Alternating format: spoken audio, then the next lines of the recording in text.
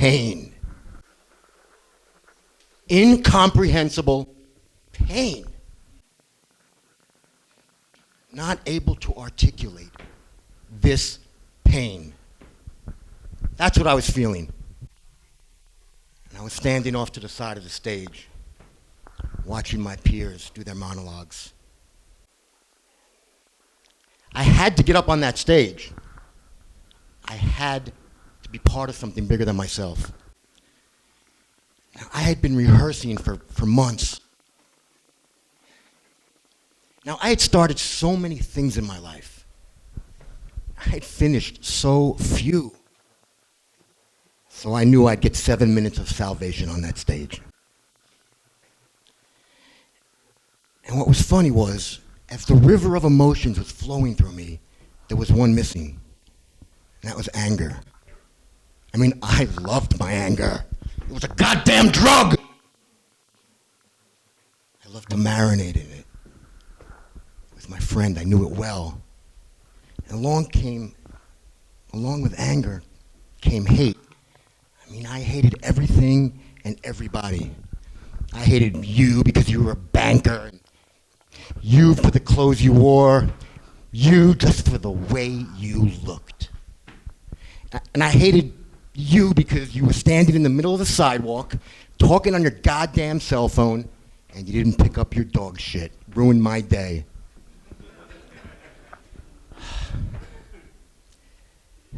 Back to the pain.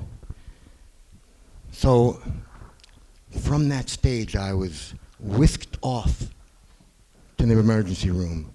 5 weeks in the hospital. 5 weeks. And emergency surgery, and I found out subsequent to the surgery that 2 out of 10,000 people survive the surgery that I survived. You want to have a change in perspective? Once again, no anger. You might be asking, what's up with anger? Well, my anger was justified. I felt it was justified. See, I'm the product of 2 Jewish hippie cowboys from the Bronx who are also heroin addicts.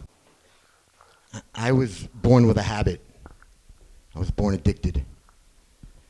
You know, one of my earliest memories is I was about 6 years old and I was walking down the block after school. I think I was in first grade, and I was walking down the block. There was this big crowd of people gathered in front of my building, and I pushed my way through, and there she was, my mother.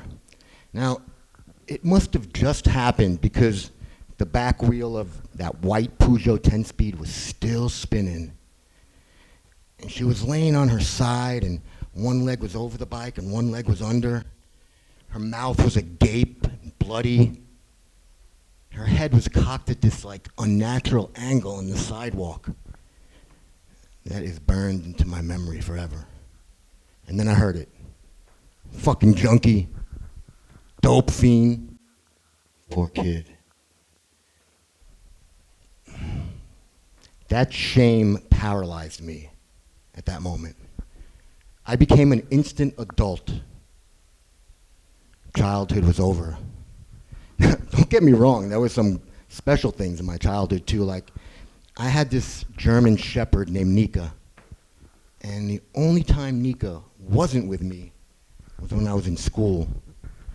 And you know, I often think back to the last time I saw that dog. It was Labor Day weekend, 1981. I was up in Calico, New York, wherever the fuck that is. I was at the Delaware campgrounds. My dad was MIA on a run. My mom was dope sick. I hadn't eaten. I was hungry. And school was starting the next day, and I didn't know what to do. I felt helpless. So I called my grandparents. I said, Grandma, here's the situation. She said, Matthew, if we come and get you, you're never going back to your parents. I said, come get me. 3 hours later, I was in the back of their car, and as I looked out the rearview mirror, and I saw my mom having a temper tantrum on the ground. My dog was just in this statuesque pose sitting next to her. I found out the dog never ate again. She starved herself to death the way I see it. And, I see she died of a broken heart. I feel my soulmate died of a broken heart. So from that point, there was just a lot of transition and a lot of chaos in my life. I got sent off to high school in Fort Lauderdale. I had a lot of different jobs, worked with my family. I was a fitness trainer. I was a drug and alcohol counselor. And in the interim, I completed 25 rehabs. So I had my battles with addiction. But something had to change for me. I had to make a change. I had to find a new way, a new path. And I was so tired of my story. And somehow I stumbled into an acting class, basically on a dare by my therapist. My first 5 minutes of the first session. And I remember being in class and I got up on stage and all of a sudden I started to connect with people. And I could be myself. I had this new freedom. Wait. I could use my anger on the stage? Wait, I could use your anger? Yes. I could tell your story? I don't even have to tell my story anymore. I was sick of my story. I just wanted to ride the wave of emotion that you had. I wanted to tell your story. Back to the anger. It was funny. My friends would say things to me like, "What's wrong with you? You're smiling." Because the more I got on that stage, the more the anger waned. And I found something new. I'll probably go home tonight and cuddle up with my cats. That's right, I have cats. People say, you ride a motorcycle and have cats? Yeah. I found myself to be, I like to call it, an emotional athlete. I like to ride the wave of emotions, of your stories, and it's so full and it gives me such pleasure.